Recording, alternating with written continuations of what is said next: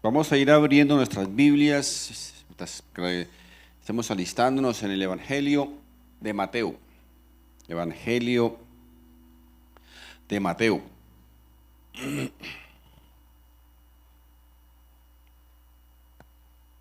Dice, el título de la enseñanza no salió, pero sí va a salir, sí. Ok, bueno. Tenemos algunos problemas técnicos allá. En Mateo, vamos a abrir Mateo en el capítulo 6, por favor. Mateo capítulo 6, vamos a leer del verso 19 hasta el verso 21. La versión Nueva Traducción Viviente dice: no almacenes tesoros aquí en la tierra. Aquí está hablando el mismo Señor Jesucristo, ¿no? Dice, ¿dónde está mi tesoro? Nuestra pregunta, ¿dónde está mi tesoro? Dice el Señor Jesucristo, no almacenes tesoros aquí en la tierra. Parece paradójico, ¿no? Con las nuevas enseñanzas modernas que dicen lo contrario. Pero aquí el Señor nos dice, no almacenes tesoros aquí en la tierra, donde las polillas se los comen y el óxido los destruye, y donde los ladrones entran y roban.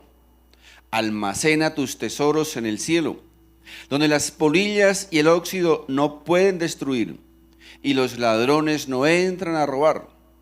Donde esté tu tesoro, allí estarán también los deseos de tu corazón. Como quien dice, otras versiones dice, donde esté tu tesoro, allí estará, ¿qué? Tu corazón, ¿verdad? Ahora, ¿por qué esta pregunta?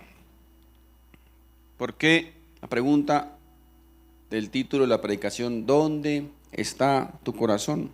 ¿Saben por qué, mis hermanos? Porque ustedes pueden estar hoy aquí presentes, de cuerpo, pero tu corazón puede estar a kilómetros de distancia, porque donde está nuestro tesoro, donde está lo que más amamos, lo que más deseamos, lo que más anhelamos, dice el Señor, ahí va a estar nuestro corazón. Es lo que el Señor nos está diciendo en este texto, ¿verdad? La pregunta es, ¿dónde está lo que más amamos? ¿Qué es lo que más amamos? ¿Qué es lo que más apreciamos? Lo que más anhelamos, porque donde está eso, allí, dice el Señor, va a estar también nuestro corazón. Para algunos tal vez el tesoro va a estar en el trabajo, en el lugar de trabajo, en la empresa, en el dinero, en los negocios, en la diversión, placer, vicios. Algunos puede estar en el Face, en el TikTok, en el Instagram. Donde esté mi tesoro, donde esté lo que más quiero, lo que más anhelo, dice el Señor, ahí va a estar nuestro corazón. Fíjense en la advertencia del mismo Señor Jesucristo, dice, no almacenes tesoros aquí en la tierra. Es el Señor Jesucristo quien está hablando, no es predicador ni el pastor. Dice el Señor, no almacenes tesoros aquí en la tierra. Y eso nos debería, mis hermanos, nos debería llevar a hacernos una profunda reflexión. ¿Dónde está realmente nuestro verdadero tesoro? ¿Dónde está realmente aquello que amamos y ansiamos y anhelamos con gran pasión?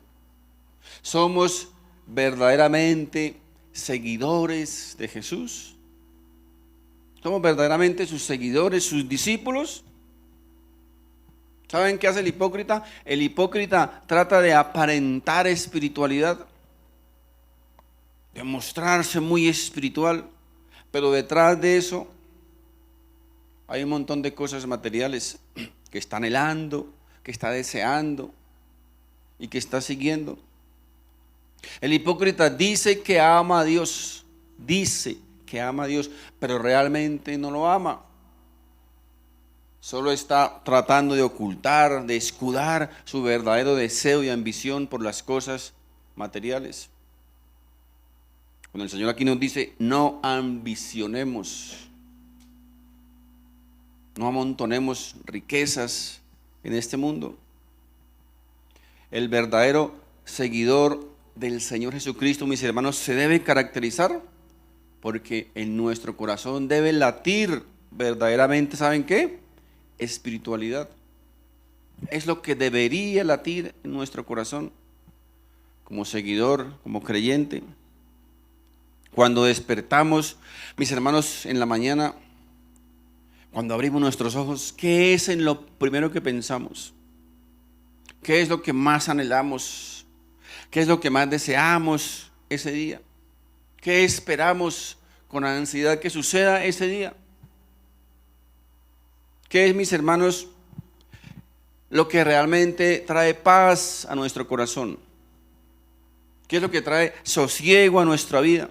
En los momentos difíciles, en los momentos de aflicción, en los momentos de dolor, de preocupación, de angustia, de melancolía, aún de depresión, mis hermanos. En esos momentos que son difíciles, que nos duelen, que son duros, ¿a quién acudimos? ¿En quién confiamos? ¿En quién ponemos nuestra esperanza? ¿En quién ponemos nuestra seguridad? Esos momentos en que sentimos que como que no hay esperanza en nuestra vida, que sentimos como que Dios nos ha abandonado, como que se ha olvidado de nosotros, como que no escucha nuestros ruegos, nuestras súplicas, que nos ha dejado solos. Porque, mis hermanos, hay momentos en la vida que sentimos eso, ¿verdad? Todos lo sentimos en determinado momento. No debería ser así, pero ocurre. De hecho, los grandes hombres de Dios en la antigüedad, grandes profetas de Dios, también lo vivieron, también lo experimentaron, lo sintieron. Hubo momentos en sus vidas en que se sintieron así solos, abandonados, que sus vidas no tenían sentido, que no había ninguna esperanza, que su trabajo en la obra en Dios como que era en vano. Solos, tristes, abandonados. Todos, repito, pasamos en nuestra vida por esos momentos en que nuestra vida pensamos que se va a derrumbar, una pérdida de trabajo, un rompimiento de una relación, una enfermedad, situaciones diferentes que nos pasan en nuestra vida y que traen dolor y angustia a nuestra vida. Y en esos momentos generalmente pensamos que Dios como que nos ha abandonado, como que Dios nos ha dejado solos, como que Dios no escucha nuestra oración, nos ha abandonado. Miren, el profeta Jeremías vivió una situación parecida. Un hombre de Dios, un verdadero hombre de Dios, vivió esos momentos difíciles. Cuando él escribió el libro de Lamentaciones, su nación Judea estaba atravesando momentos difíciles, momentos de crisis, aterrorizados por la presencia de sus enemigos. Fue testigo de increíbles atrocidades contra su pueblo. Un pueblo que estaba sufriendo, no había trabajo, no había comida, la gente moría de hambre. El pueblo de Dios. Y Jeremías, repito, Jeremías, un profeta de Dios, sintió eso. Sintió dolor en su corazón, sintió ira en su corazón. ¿Y saben qué hizo? Él escribió al Señor y le dijo lo siguiente, miren, en Lamentaciones, libro de Lamentaciones, ahí cerca de Proverbios, Salmos, en Lamentaciones capítulo 3, vamos a leer a partir del verso 1. Fíjense aquí lo que estaba pasando en el corazón de Jeremías, lo que estaba sintiendo su corazón, por lo que estaba viviendo en ese entonces. Dice la palabra, Jeremías dice: Yo soy el que ha visto las aflicciones que provienen de la vara del enojo del Señor. Me llevó a las tinieblas y dejó fuera toda luz. Fíjense cómo se sentía Jeremías en la oscuridad. Volvió su mano contra mí una y otra vez todo el día. Hizo que mi piel y mi carne envejecieran. Quebró mis huesos. Me sitió y me rodeó de angustia y aflicción. Me enterró en un lugar oscuro, como a los que habían muerto hace tiempo. Me cercó con un muro y no puedo escapar. Me ató con pesadas cadenas. Y a pesar de que lloro y grito, cerró sus oídos a mis oraciones. Impidió mi paso con un muro de piedra. Hizo mis caminos tortuosos. Me arrastró fuera del camino, me descuartizó y me dejó indefenso y destruido. Tensó su arco y me hizo el blanco de sus flechas. Disparó sus flechas a lo profundo de mi corazón. Mi propio pueblo se ríe de mí. Todo el día repiten sus canciones burlonas. Él me llenó de amargura y me dio a beber una copa amarga de dolor. Me hizo masticar piedras, me revolcó en el polvo. Me arrebató la paz y ya no recuerdo qué es la prosperidad. Yo exclamo, mi esplendor ha desaparecido, se perdió todo lo que yo esperaba del Señor. Recordar mi sufrimiento y no tener hogar es tan amargo que no encuentro palabras. Siempre tengo presente este terrible tiempo mientras me lamento por mi pérdida. No obstante, aún me atrevo a tener esperanza cuando recuerdo lo siguiente: el fiel amor del Señor nunca se acaba, sus misericordias jamás terminan. Grande es su fidelidad, sus misericordias son nuevas cada mañana. Me digo, el Señor es mi herencia, por lo tanto esperaré en Él. El Señor es bueno con los que dependen de Él, con aquellos que lo buscan. Por eso es bueno esperar en silencio la salvación que proviene del Señor. Fíjense, mis hermanos, cómo se sentía este hombre. Jeremías, profeta de Dios. Fíjense en la manera en que estaba experimentando él ese dolor y sufrimiento en su corazón. Pero tuvo la capacidad al final de reconocer, ¿verdad? De reconocer que su confianza siempre iba a estar en el Señor. Sintió que Dios la había olvidado y por eso le dijo lo que estaba pasando por su corazón, lo que estaba sintiendo su corazón. De hecho, escribió 5 capítulos diciéndole a Dios lo que pensaba de la situación. ¿Y sabe qué dice Jeremías? Dice, esto que me está pasando es horrible. Es horrible, dijo el profeta. ¿Saben, mis hermanos, por qué Dios colocó este tipo de pasajes en la Biblia? Para que sepamos, mis hermanos, que Dios tiene el poder y la capacidad de manejar nuestra ira, nuestro enojo, nuestra decepción, nuestro sufrimiento. Así como Dios fue suficientemente grande y poderoso para manejar la ira, el sufrimiento, el dolor y el enojo de Jeremías, así también hoy, mis hermanos, Dios es lo suficientemente grande y poderoso para manejar lo tuyo y lo mío. Pero dice el profeta, mi confianza está en Dios, porque sus misericordias, dice, son nuevas cada mañana. Miren, Martín Lutero, ¿recuerdan quién es, no? El reformador del cristianismo, un hombre que amaba a Dios también, tenía una esposa llamada Catalina.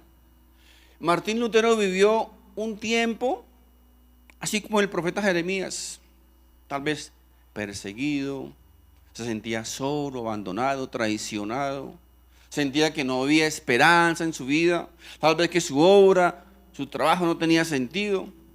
Y se encerró por ahí en un cuarto, solo, se encerró, y ahí duró varios días. Resulta que un día su esposa Catalina se vistió de negro, todo negro, sí, para un velorio, ¿no? Y llegó y entró donde estaba Lutero. Y Lutero la ve y dice, ¿qué pasó, mi amor? ¿Quién murió? Le dice Catalina, ¿no sabes quién murió? No, no sé quién murió. Cuéntame. Dice, Dios ha muerto. Y Lutero, ¿cómo así que Dios ha muerto? Sí, ¿no te has dado cuenta? Dios ha muerto. Para ti, por supuesto, mire cómo estás.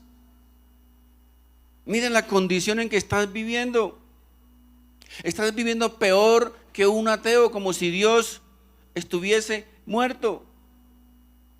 Eso hizo entrar en razón a Lutero y cayó en cuenta. Él, siendo un creyente, un hijo de Dios, teniendo por padre a un gran Dios, estaba viviendo, repito, estaba viviendo como si Dios estuviese muerto. Así, mis hermanos, nos ocurre muchas veces. Somos hijos de Dios. Dios es nuestro Padre, nuestro Rey soberano. Y en oportunidades, en momentos, comenzamos a vivir como si Dios estuviese muerto, como si Dios no existiese. Mis hermanos, escuchen lo siguiente: conocer y amar a Dios crea un ambiente en nuestra vida que es imposible que vivamos continuamente respirando desánimo y un sentimiento de depresión o de abandono espiritual. Conocer y amar a Dios. Y esto, mis hermanos, en última instancia es lo que descubrieron los salmistas, y que nos lo hacen saber continuamente de muchas maneras, de muchas formas diferentes. Salmo capítulo 27, verso 7 dice en adelante: escúchame cuando oro, oh Señor, ten misericordia y respóndeme. Mi corazón te ha oído decir, ven y conversa conmigo. Y mi corazón responde, aquí vengo, Señor. No me des la espalda, no rechaces a tu siervo con enojo. Tú siempre has sido mi ayudador. No me dejes ahora, no me abandones, oh Dios de mi salvación. Aunque mi padre y mi madre me abandonen, el Señor me mantendrá cerca. Enséñame cómo vivir, oh Señor. Guíame por el camino correcto, porque mis enemigos me esperan.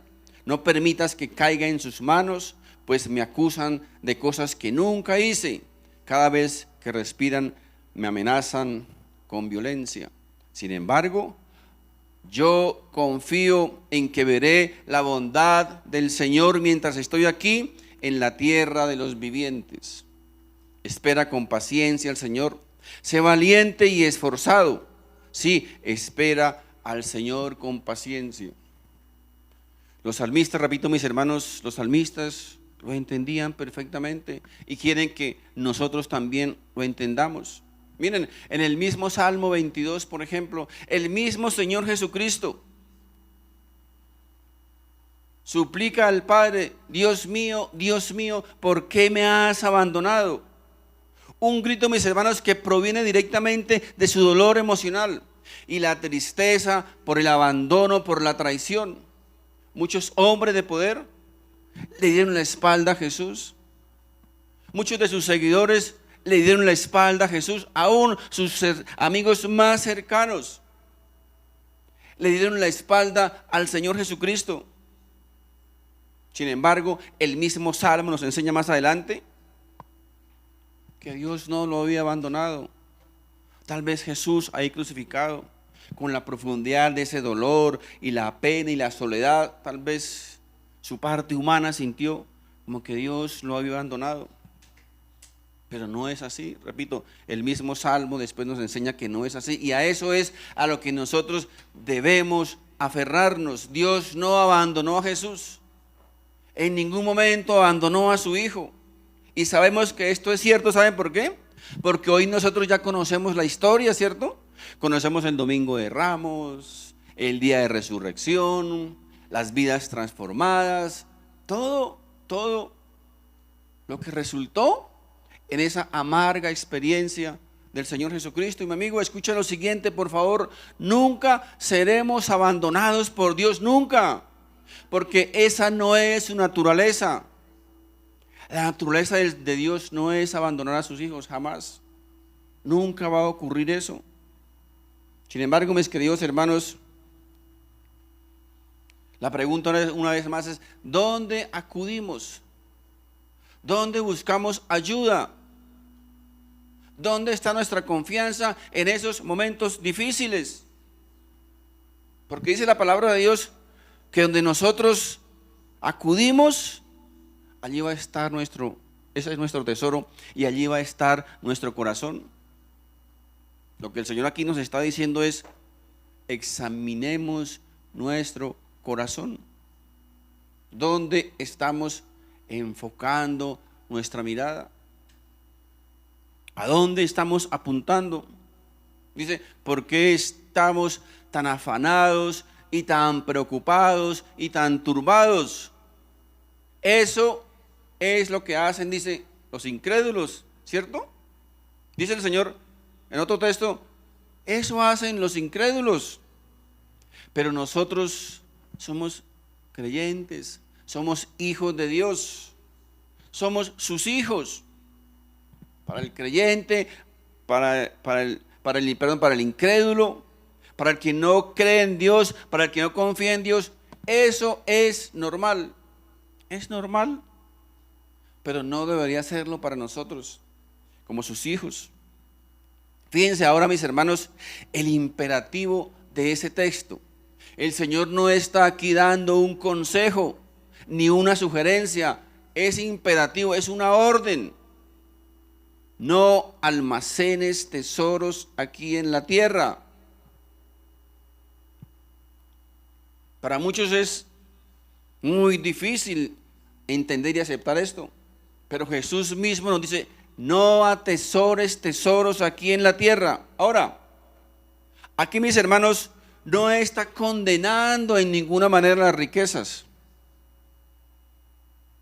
No es una condena a las riquezas. No se trata de que todos entonces los creyentes, los hijos de Dios, debemos hacer votos de pobreza y de miseria. No, no se trata de eso, mis hermanos, porque es que el problema no está en las riquezas.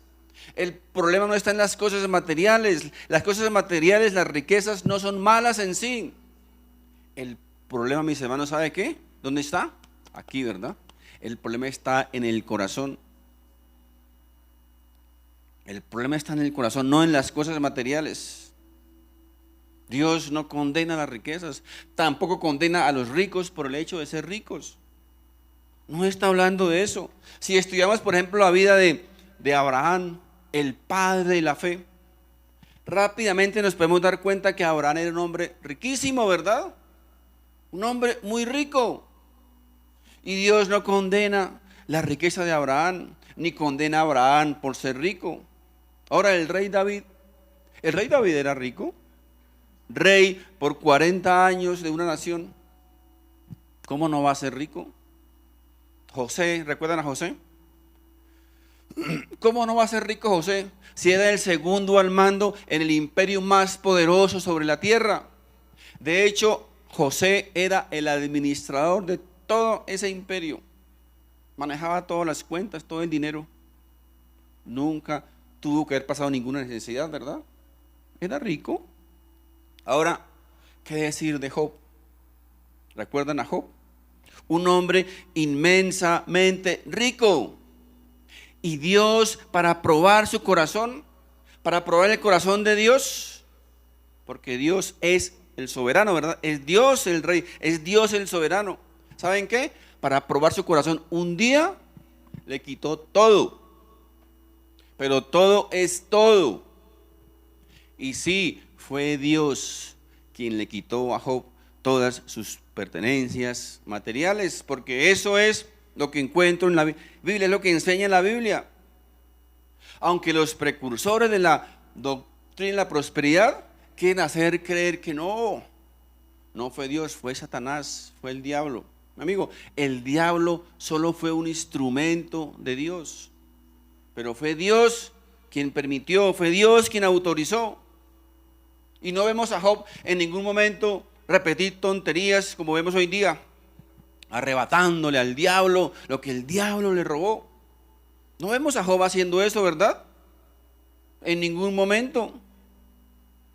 Miren, mis hermanos, si el diablo puede arrebatarnos las riquezas, puede arrebatarnos la salud, puede arrebatarnos la vida, sin permiso de Dios, entonces Dios no es soberano. El soberano sería el diablo, ¿verdad? Porque si él puede hacer eso cuando quiera y como quiera. Si eso es así, mis hermanos, en primer lugar, entonces Dios no es el soberano. Y en segundo lugar, Dios es un mentiroso. ¿Saben por qué? Primero de Juan, capítulo 5, verso 18. Dice la palabra de Dios: sabemos que los hijos de Dios no se caracterizan por practicar el pecado, porque el Hijo de Dios los mantiene protegidos y el maligno no puede tocarlos. ¿Cierto? Si el maligno nos puede tocar cuando él quiera, cuando se le dé la gana, entonces este texto es una mentira. Porque Dios dice aquí que a sus hijos el maligno no los puede tocar. ¿Por qué tocó a Job? Porque Dios dice, se lo permitió, ¿verdad? Dice en la Biblia, no me lo estoy inventando, dice que Dios le permitió, porque era su hijo. Así que ¿quién fue el que le quitó a Job todo? Fue Dios. Y como fue Dios, y como Él es el soberano, ¿sabe qué hizo Dios después? Le devolvió el doble, ¿verdad? Le devolvió el doble. Así que como vemos, Job era un hombre riquísimo, y Dios no condena a Job por ser rico. Dios no condena la riqueza de Job.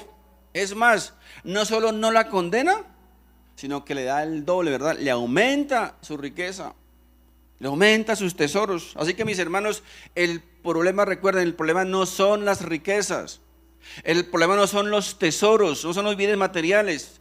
El problema es el corazón del rico. El problema es nuestro corazón. ¿Recuerdan a José de Arimatea? José de Arimatea era un hombre rico. ¿Saben qué hizo? Después de que el Señor Jesucristo murió, lo bajaron de la cruz, él fue y reclamó el cuerpo de Jesús y lo enterró. ¿Saben dónde? En un lugar con los ricos. Lo enterró en el, ahí que diríamos, ¿cuál es el mejor cementerio aquí? El de la Highlight. Allá llevó a Jesús a enterrarlo. ¿Y saben por qué hizo eso, mis hermanos? ¿Saben por qué? Sencillamente porque tenía que cumplirse una profecía. Isaías capítulo 53 verso 9 dice: él no había hecho nada malo. ¿Quién? Jesús, ¿no? No José de Arimatea, Jesús. Él no había hecho nada malo y jamás había engañado a nadie, pero fue enterrado como un criminal, fue puesto en la tumba de un hombre rico. Era una profecía que tenía que cumplirse. Así que mis hermanos, creo que ha quedado completamente claro, ¿verdad? Dios no condena las riquezas. Las riquezas no son malas en sí. Dios lo que condena, mis hermanos, ¿saben qué es? El amor a las riquezas, que es algo totalmente diferente, ¿verdad? Ahora la pregunta es, ¿cuándo hay amor a las riquezas? ¿Saben cuándo hay amor a las riquezas? Cuando nos convertimos en esclavos de las riquezas. Cuando nos convertimos en esclavos de las cosas materiales. Y cuando eso sucede, entonces se manifiesta ¿cómo? En que no podemos servir realmente a Dios. No podemos servir a Dios. Jesús mismo dijo, nadie puede servir a dos señores, ¿verdad? Cuando tenemos dos amos, el amo Dios y otro el amo las riquezas, dice el Señor, no puedes amar a los dos al tiempo. Si amas uno, vas a aborrecer al otro, ¿verdad? Y si amas al otro, vas a aborrecer al uno. Por eso es que Dios condena el amor a las riquezas. Porque el amor a las riquezas, mis hermanos, nos puede llevar a alejarnos de Dios. Nos puede llevar a impedir amar a Dios. ¿Cómo es un esclavo de las riquezas? Pues que llegamos a buscar nuestra paz, nuestra tranquilidad, nuestra esperanza, nuestra confianza y nuestro todo, ¿sabe qué? Va a depender de qué, mire, del dinero, ¿verdad? Del dinero. Si tengo dinero, dice, no hay problema. Ahí está mi solución. Ahí está mi solución. Ahí está mi confianza. Mis hermanos, cuidado con llegar a amar las riquezas. Cuidado con llegar a amar las comodidades que ellas ofrecen. ¿Saben por qué? Porque esas comodidades pueden llegar a competir con Dios. En algún momento van a competir con Dios. Y aquí, mis hermanos, cuando hablamos de riquezas, se refiere a cualquier cosa material. Porque algunos son tan abejas que van a decir, pero es para los ricos, yo no soy rico. Entonces, esto para mí no es, no, se refiere a cualquier cosa material, cualquier cosa que tú consideres valioso. Y eso, por insignificante que sea, mis hermanos, por insignificante que sea, puede llegar a convertirse en mi tesoro favorito y robarme el corazón. Cualquier cosa.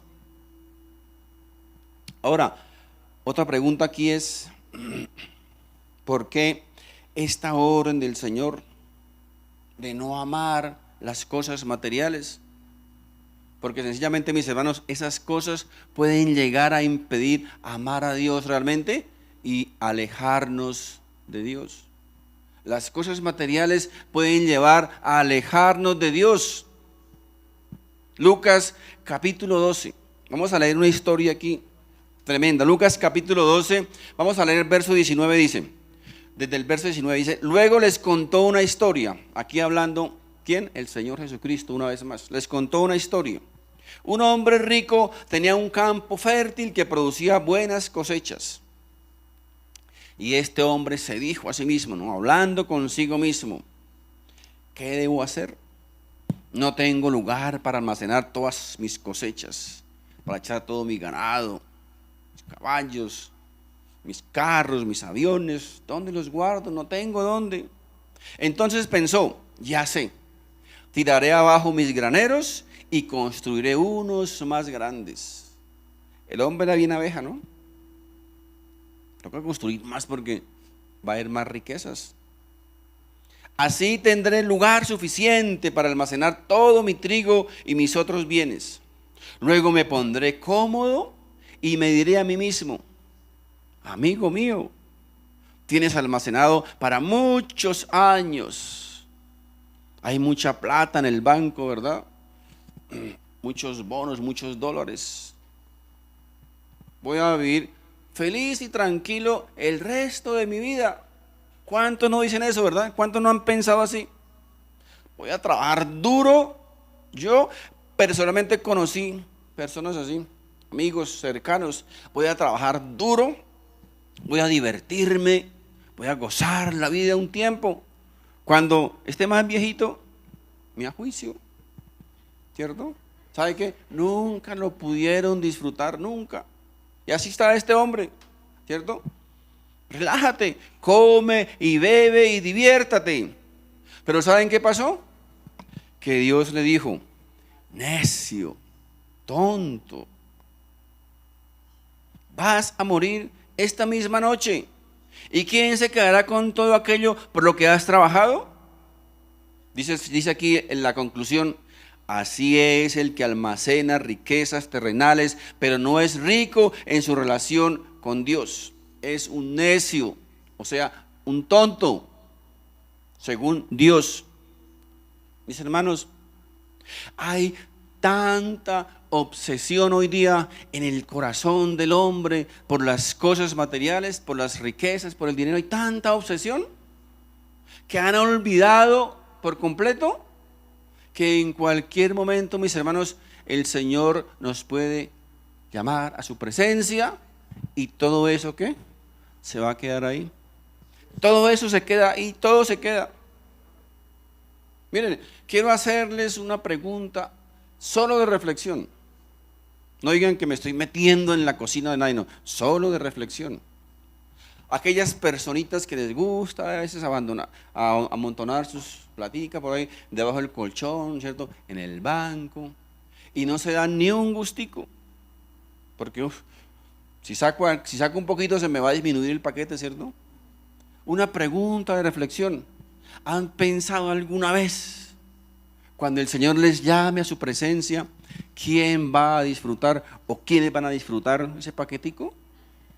Solo, repito, solo de reflexión. Miren, les voy a contar una experiencia que yo conocí personal, de alguien que no voy a dar el nombre, obviamente, una persona cercana a mi familia, un hombre bien adinerado. No, si vivía bien, los lujos, no sé, no conozco si se disfrutaba o no lo disfrutaba, pero tenía platica. Y tenía unos hermanos también que estaban bien fregaditos económicamente, pasaban necesidades. Y uno de los continuos comentarios de este hombre era: cuando yo me muera, a esos vagos no les voy a dejar ni un peso. Yo prefiero darlo todo a la beneficencia, porque de hecho era soltero, no tenía mujer ni tenía hijos. Yo prefiero darlo a la beneficencia, que a esos vagos no les voy a dar, no van a disfrutar ni un peso de mi herencia, es lo que siempre repetía. ¿Saben qué pasó, mis hermanos? Un día sintió un dolorcito por ahí en la parte del cuerpo, fue al médico, exámenes, hospitalizado, cáncer terminal. Y hasta luego, papá. ¿Saben quiénes están disfrutando la herencia de ese señor? Ya saben quiénes, ¿cierto? ¿Ya saben quiénes? Mis hermanos, la palabra del Señor nos dice que lo importante no es lo que tenemos debajo del colchón ni en el banco. Dice que lo importante es lo que tenemos allá en el banco y arriba, ¿verdad? Eso es lo que vale. Por eso es que el Señor nos advierte una y otra vez sobre las riquezas aquí en la tierra, porque esas, repito, esas nos advierte, no por ello nos advierte que tengamos cuidado. Él dice, no es bueno, ¿verdad? Porque eso nos puede alejar de Dios. Eso nos puede ahogar, mis hermanos, el fruto espiritual que hay en nosotros, porque el rico generalmente comienza ¿a qué? A confiar en sus riquezas. Comienza a confiar en eso. Ahora, yo sé que hay muchos que son bien abejas, pero no abeja como Débora, ¿recuerdan? No de esa clase de abejas, sino de las otras, ¿verdad? De los avispados, de los ventajosos. Ellos oran y dicen a veces, ay Señor, pruébame, por favor, pruébame. Dame riquezas y vas a ver cómo te voy a servir, cómo voy a serte fiel y te voy a obedecer. Abejas, ¿cierto? Es como los que a veces dicen, y a veces, quién sabe, tal vez algunos de nosotros lo decimos, ¿no? Ay Señor, si yo me ganara el baloto, ayudaría a tantos pobres. Pero mis hermanos, piensen, si realmente nuestro interés es ayudar a los pobres, ¿por qué más bien nuestra oración debería ser, Señor, permita que un pobre se gane el baloto? ¿Cierto? Pues si ese es nuestro interés, de orar al contrario, ¿verdad? Solo abejas. Miren, ¿no debería ser acaso nuestra oración de esta manera? Proverbios capítulo 30, verso 7 dice, oh Dios, te ruego dos favores. ¿Saben quién está hablando aquí? El hombre más rico del mundo. Paradójico, ¿no? Dice, oh Dios, te ruego dos favores, concédemelos antes de que muera. Primero, ayúdame a no mentir jamás. Ay, Dios mío, esta oración sí que la necesitan hacer muchos, ¿no? Ayúdame, Señor, a no mentir tanto. Segundo, no me des pobreza ni riqueza.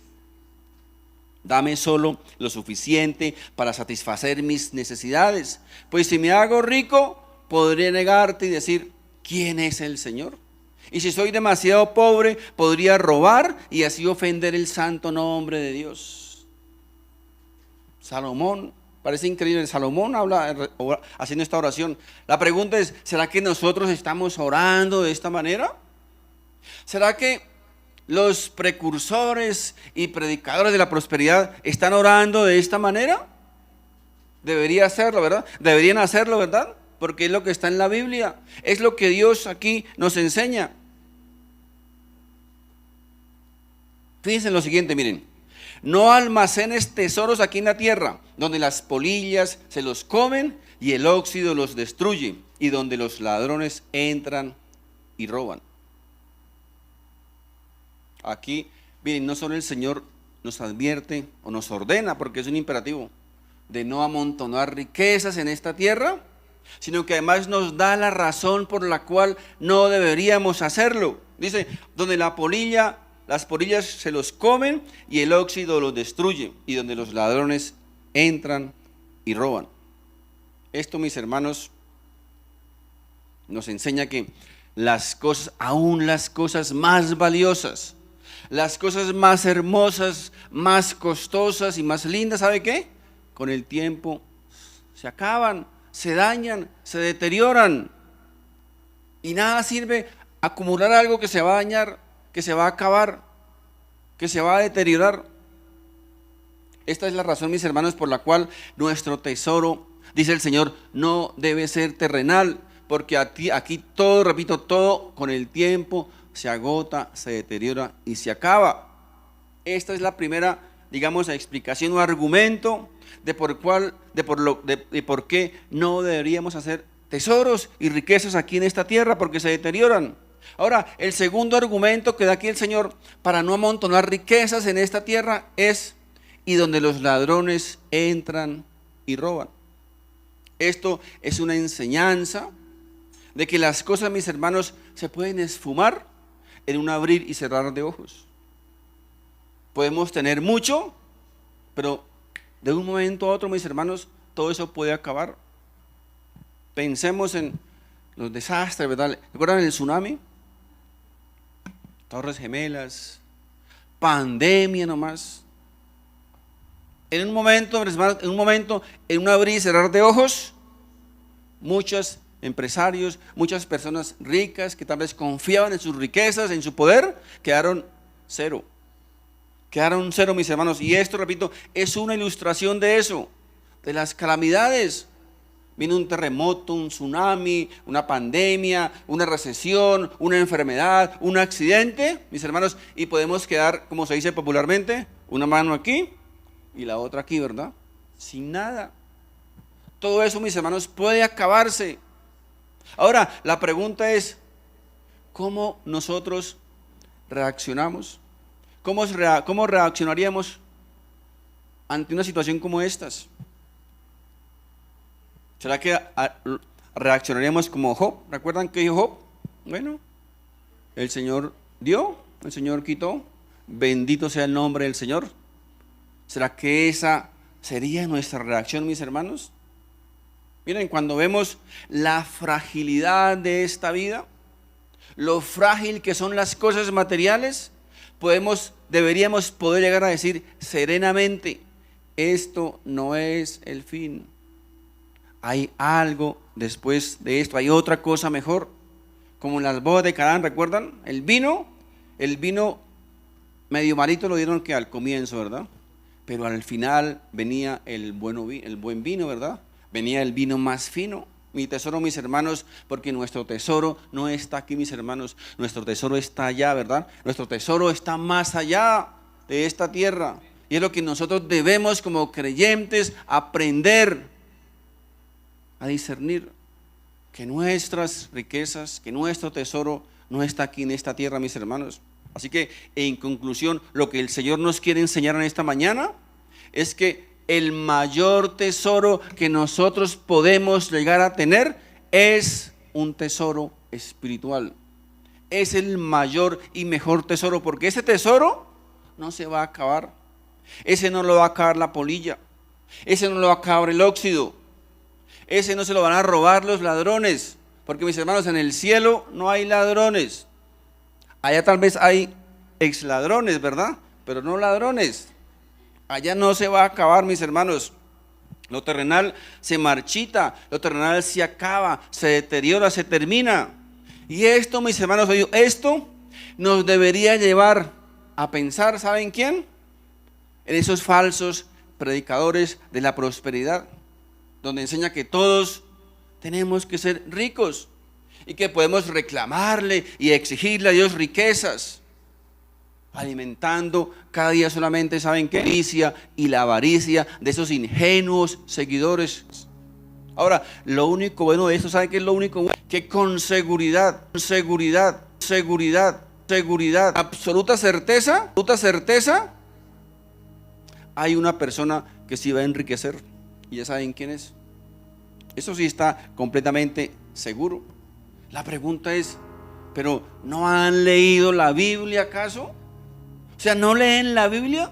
¿No está diciendo aquí el Señor Jesucristo mismo, no os hagáis riquezas o tesoros en la tierra? ¿Qué interpretación necesita eso? Miren, 1 Timoteo capítulo 6, de hacerse ricos, caen en tentación y quedan atrapados por muchos deseos necios y dañinos que los hunden en la ruina y la destrucción. Pues el amor al dinero es la raíz de toda clase de mal. Y algunas personas, en su intenso deseo por el dinero, se han desviado de la fe verdadera y se han causado muchas heridas dolorosas. Mis hermanos, es exactamente lo mismo que está ocurriendo con esa clase de doctrina. Han abandonado la verdadera fe, la verdadera doctrina, por estar buscando riquezas, por estar alimentando egos, por estar alimentando codicia y avaricia. Algunos dicen, pero es que la prosperidad que viene de Dios no es mala. Es verdad, no es mala. Esa prosperidad, mis hermanos, es producto del engaño, son de personas ingenuas e ignorantes, entonces sí es malo. Es malo cuando viene de esa manera.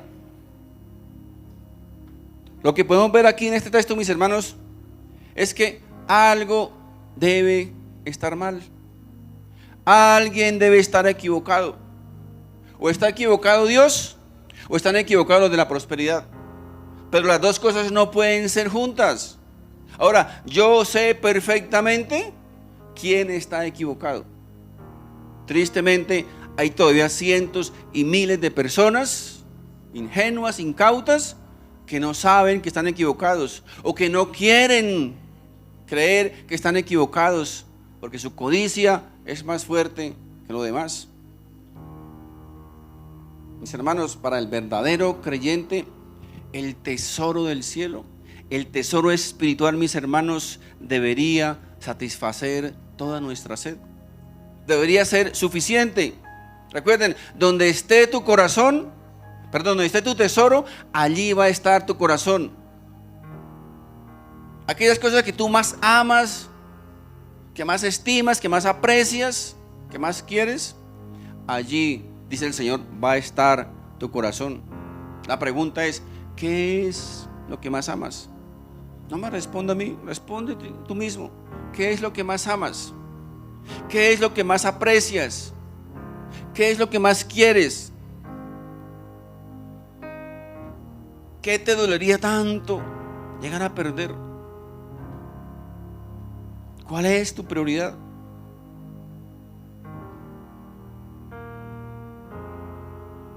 ¿Dónde está puesta tu esperanza? ¿Dónde está puesta tu confianza?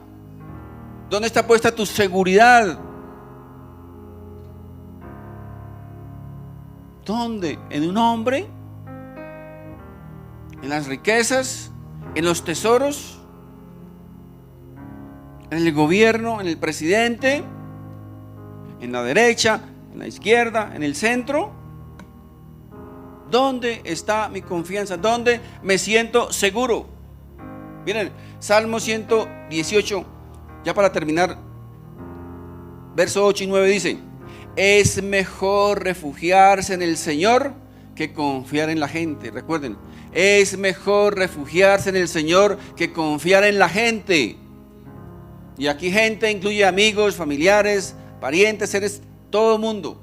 Es mejor confiar en el Señor que refugiarse en la gente. Es mejor refugiarse en el Señor que confiar en príncipes, es decir, gobernantes, presidentes, poderosos, portentosos, etcétera, etcétera.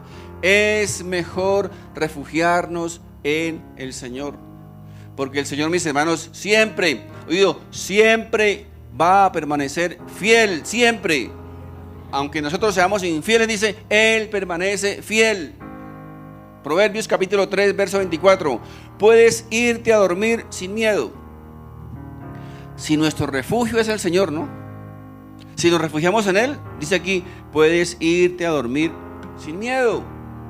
Te acostarás y dormirás profundamente. No hay por qué temer la calamidad repentina, ni la destrucción que viene sobre los perversos, porque el Señor es tu seguridad. Él cuidará que tu pie no caiga en trampa. Mis hermanos, recuerden, ¿dónde debe estar nuestra confianza? ¿Dónde debe estar nuestra seguridad? Nuestra esperanza en Dios. En Dios, mis hermanos, es el único fiel. Y en Él debe estar siempre depositada nuestra confianza. Tengamos dinero o no tengamos dinero. Tengamos riquezas o no tengamos riquezas. Recuerden, el problema no son las cosas materiales, el problema es el corazón, ¿verdad? El corazón. Mis hermanos, pongamos de pie, por favor. Quiero invitar al grupo de alabanza. Padre Santo, en el nombre de Jesús, bendito Dios, gracias una vez más por tu bendita palabra, Señor. Gracias, gracias, Señor, porque como ella misma dice, tus misericordias, Señor, son nuevas cada mañana. Padre Santo, aunque pasemos, aunque andemos en determinados momentos por valles de sombra de muerte, dice tu palabra que no debemos temer, que sigamos confiando en el Señor, que sigamos esperando en Él, porque sus misericordias son nuevas cada día. Bendito Dios, gracias, Señor, gracias, Padre Santo, gracias por tu misericordia. Gracias, Señor, por tu favor. Gracias por tu protección. Gracias por tu fidelidad, Señor. Porque hoy te pedimos perdón, porque tal vez en muchas ocasiones, en muchas circunstancias, hemos depositado tal vez nuestra confianza, nuestra fe, nuestra esperanza, nuestra seguridad en cosas diferentes, en lugar, Señor, de confiar y esperar en ti, nuestra roca fuerte. Perdónanos, Padre Santo, perdónanos cuando nos hemos desviado, Señor, del propósito verdadero. Perdónanos, Señor, cuando tal vez en muchas ocasiones hemos pensado, hemos creído que nos has abandonado, que nos has dejado solos, que no escuchas nuestra oración. Pero generalmente no es que tú nos hayas abandonado, sino que nosotros te hemos abandonado. Nosotros te hemos dejado, te hemos apartado, te hemos dejado afuera. Hemos colocado nuestro corazón en otros tesoros diferentes a los espirituales. Bendito Dios, ayúdanos. Por favor, Señor, ayúdanos en nuestras debilidades. Ayúdanos, Padre Santo, a confiar en todo momento en ti, Señor, la fuente de nuestra vida. Bendito Dios, gracias por tu palabra. Gracias, bendito Dios, por este alimento que tú traes para tu pueblo, para tus hijos. Alimento espiritual que llega, Señor, a lo más profundo de nuestro corazón, que alimenta nuestra alma, nuestro espíritu, y que nos ayuda a mantenernos firmes, fuertes en los momentos de dificultad en nuestra vida. Bendito Dios, gracias. A ti, Señor, sea toda nuestra honra, toda nuestra gloria, nuestra alabanza y nuestra oración por los siglos de los siglos. Amén y amén. Si este mensaje ha sido de bendición para tu vida, te invito para que te suscribas a este canal, compartas este video con tus familiares y amigos y así juntos podamos llevar la palabra de Dios. Si vives en Bogotá, te invito a nuestras reuniones presenciales todos los domingos a las 11 de la mañana en la dirección que aparece en pantalla. Dios te bendiga.